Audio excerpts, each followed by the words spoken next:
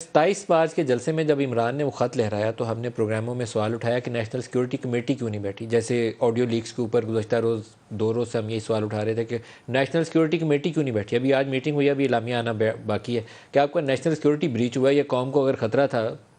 تو اسٹیٹ بیٹھ کے اس کے اوپر جو سب سے بڑے پاورفل آپ کے آرگنائزیشنز ہیں, ایجنسیز ہیں, انسٹیٹیوشنز ہیں, ان سے بریف لیں اور بتائیں کہ یہ دھمکی آئی تھی پاکستان کو اور ہم یہ کام اس کے اوپر یہ آپشنز اویلیبل ہیں اور یہ کام کرنے جا رہے ہیں. وہ تو کام آپ نے کیا نہیں, اب جلسے میں دکھا رہے ہیں. تو پھر پرہیپس 29 کو پہلا اجلاس ہوا, لیکن اس کے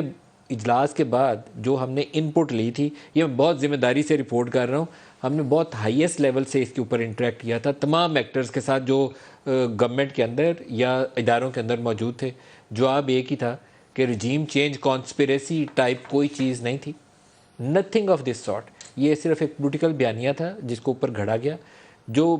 الفاظ کا چناؤ تھا ڈونلڈ لو کا, اس کے اوپر یہ پوزیشن لی گئی پاکستانی ریاست کی جانب سے کہ it amounts to interference in the internal matters of Pakistan, کیونکہ اس نے پاکستان کے اندر ایک جو پینڈنگ نو کانفیڈنس موشن تھی اس کا حوالہ دے کر کہا کہ ایسے کیا تو یہ کام آپ کو, یہ دن آپ کو دیکھنا پڑے گا. اس کو کہا گیا کہ اس کے اوپر ڈی مارچ کریں, جس کا عمران کی اپنی گفتگو میں حوالہ ہے کہ پاکستانی ایمبیسڈر نے بھی تجویز کیا تھا کہ ڈی مارچ کریے آپ, لیکن آپ ڈی مارچ نہیں کرنا چاہتے تو متبادل کے طور پر اعظم خان عمران کو تجویز دے رہے ہیں کہ کیا کیا جا سکتا ہے. تو آپ کی بات ادھوری رہ گئی تھی عبدالباسط صاحب, یہ گفتگو آنے کے بعد اور اس کو دھمکی کہنے کے بعد کہ رجیم چینج کی کانسپریسی تھی, اس کے بعد پاکستان میں جتنی نفرت پھیلی ہے وہ بھی آپ نے دیکھ لی ہے. اب اس کو انڈو کیسے کریں؟ کیا یہ جو آڈیو آئی ہے یہ کافی ہوگی اس کے اوپر پانی ڈالنے کے لیے یا کچھ اور کرنا پڑے گا؟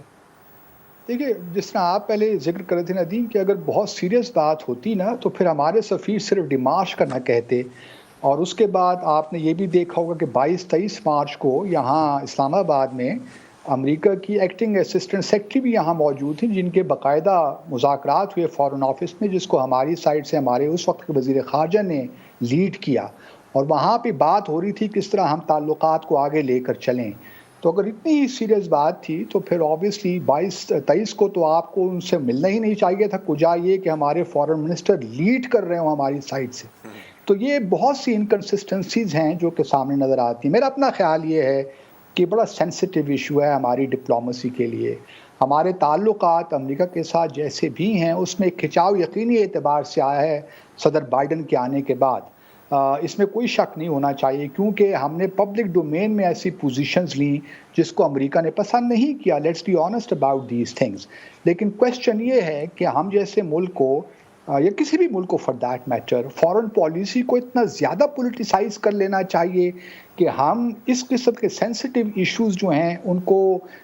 جلسوں میں ڈسکس کریں, اور جو سائفر ٹیلی گرام کی جو اس کا سیکرڈنس ہے اس کو ہم بالکل ایکسپوز کر دیں. میرا اپنا خیال یہ ہے کہ آپ یہ تحقیقات تو ضرور کریں جس طرح مصدق ملک صاحب نے فرمایا کہ یہ بریچ کیوں ہو رہی ہیں اس قسم کی چیزیں, یہ آڈیو لیوز کون بنا رہا ہے. لیکن جہاں تک اس سائفر کا تعلق ہے, میری حکومت سے بھی یہی درخواست ہے اور اپوزیشن سے بھی یہی استدعا ہے کہ اس پہ آپ تھوڑا سا ہاتھ ہولا رکھیے, اس قصے کو یہاں ختم کر دیجئے, ورنہ آپ کو مزید سفارتی اعتبار سے اپنی ریاست کو نقصان پہنچائیں گے. آپ کو ممکن ہے تھوڑا بہت پولیٹیکل فائدہ ہو جائے ادھر ادھر, آپ نیریٹو بنانے میں بھی کامیاب ہو جائیں. یہ جو حقیقی آزادی کے نعرے ہیں سارے بے معنی نعرے ہیں میرے حساب سے. اگر آپ کسی سے پوچھیں کہ آپ اس کو ڈیفائن کریں تو شاید وہ بھی نہ کر پائیں. لیکن کویسچن یہ ہے کہ نہیں آپ کر ایک پاتے بحیثیت سر, آپ کسی سے پوچھیں جلسوں کے اندر کہ حقیقی آزادی سے کیا معنی ہے تو کسی کو نہیں معلوم, وہ بس کہتے ہیں حقیقی آزادی لینی ہے.